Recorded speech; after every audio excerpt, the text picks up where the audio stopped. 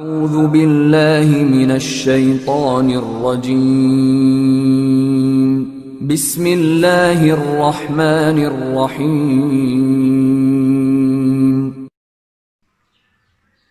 السلام علیکم ورحمۃ اللہ وبرکاتہ۔ نحمده ونصلي على رسوله الكريم، اما بعد فاعوذ باللہ من الشیطان الرجیم، بسم اللہ الرحمن الرحیم۔ رب اشرح لي صدری ویسر لي امری واحلل عقدۃ من لسانی یفقهوا قولی۔ اللهم فقهنا في الدین، اللهم فقهنا في الدین۔ قال اللہ تبارک وتعالی فی القرآن المجید والفرقان الحمید، قل ان کنتم تحبون اللہ فاتبعونی یحببکم اللہ۔ اے نبی علیہ الصلوۃ والسلام، میرے بندوں کو کہہ دیجئے کہ اگر میں اللہ کی محبت چاہتے ہو تو پھر میں محمد صلی اللہ علیہ وآلہ وسلم کی پیروی کر دو۔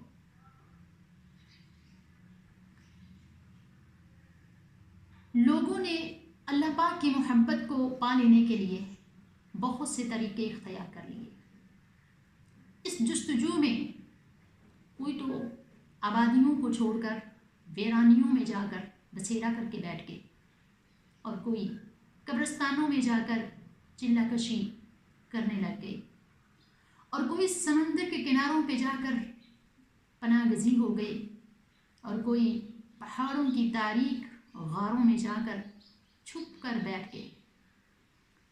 جب پوچھا گیا وجہ کیا ہے، آبادیوں کو چھوڑ کر ویرانیوں میں کیوں آ گئے، جواب ملا اس لیے کہ شاید اس عمل سے ہمیں اللہ کی محبت مل جائے۔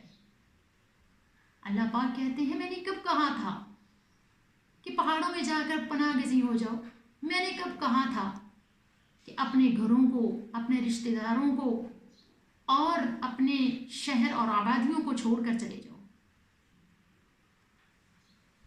میری محبت اگر چاہتے ہو تو اس کے لیے تو صرف ایک راستہ ہے، ایک ہی فارمولہ ہے، ایک ہی طریقہ ہے، ایک ہی نسخہ ہے۔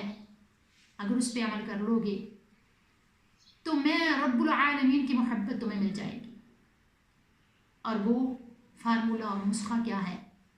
اللہ پاک فرماتے ہیں اگر تم چاہتے ہو کہ میں رب تم سے محبت کروں تو پھر میرے نبی علیہ الصلوۃ والسلام کی سنت کے ساتھ محبت کرو، میرے نبی علیہ الصلوۃ والسلام کی طرز زندگی کو اپنا لو، تو میں عرش پہ بیٹھا ہوا تم سے محبت کر لوں گا۔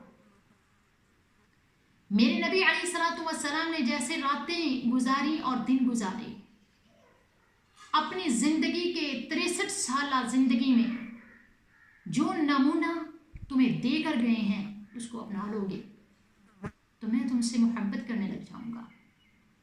پھر اللہ پاک کی محبت کوئی عام محبت نہیں ہوتی۔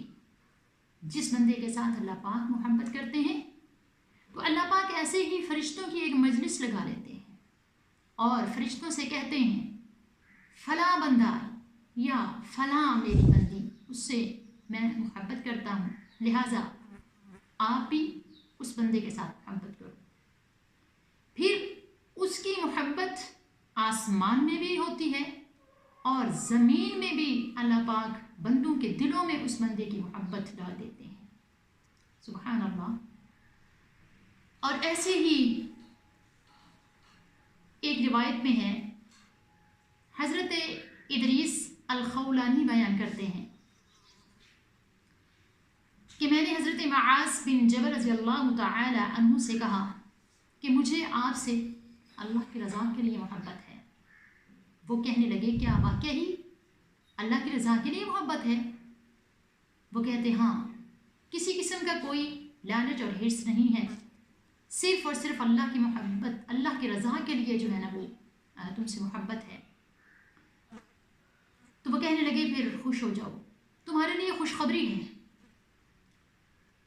کہ نبی علیہ الصلوۃ والسلام کا فرمان ہے قال اللہ تبارک و تعالی وجبت محبتی للمتحابین فیہ والمتجالسین فیہ والمتزاورین فیہ والمتبازلین فیہ۔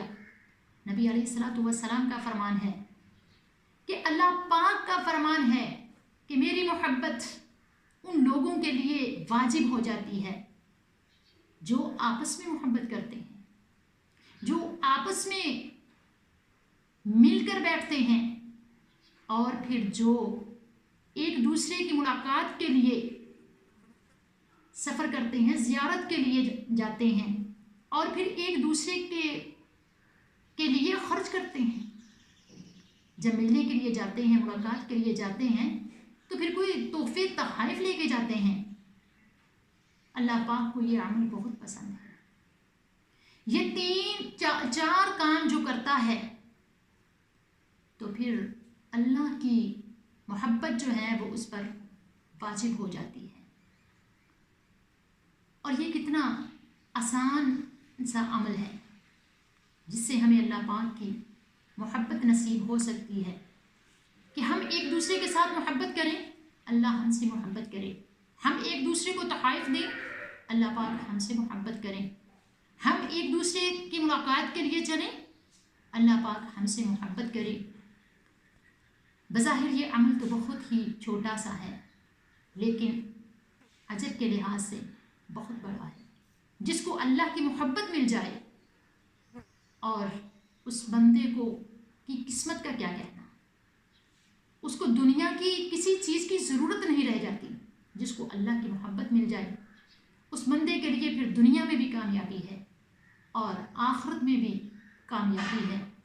اور کل قیامت کا دن ہوگا، اللہ پاک اتنے سخت دن میں، اتنے کٹھن دن میں اعلان کریں گے، اَیْنَ الْمُتَحَابُّونَ، یہ میری رضا کے لیے محبت کرنے والے کہاں پہ ہیں؟ آج جب کہ کوئی سایہ نہیں ہے، میں اپنے عرش کا سایہ ان کو نصیب کر دوں، وہ میرے عرش کے سائے میں آ جائیں، میری رحمت کی چادر میں آ جائیں۔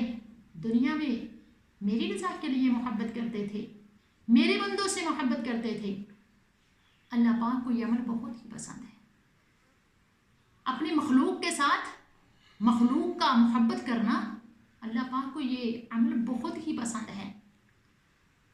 اور ہمیں بھی چاہیے کہ ہم اپنے دلوں کو صاف کر کے، جو نفرت کے ساتھ بھر چکے ہیں، کدورت اور بغض کے ساتھ معمور ہو چکے ہیں، اپنے دلوں کو صاف کر کے ایک دوسرے کے ساتھ محبت کریں، ہمسایوں کے ساتھ محبت کریں، اپنے بہن بھائیوں کے ساتھ اللہ کی رضا کے لیے محبت کریں، اپنے رشتہ داروں کے ساتھ، قریبی اور دور کے رشتہ داروں کے ساتھ اللہ کی رضا کے لیے محبت کریں، تو اللہ کی محبت دنیا میں بھی ہوگی، انشاءاللہ کل قیامت کے دن بھی ہوگی۔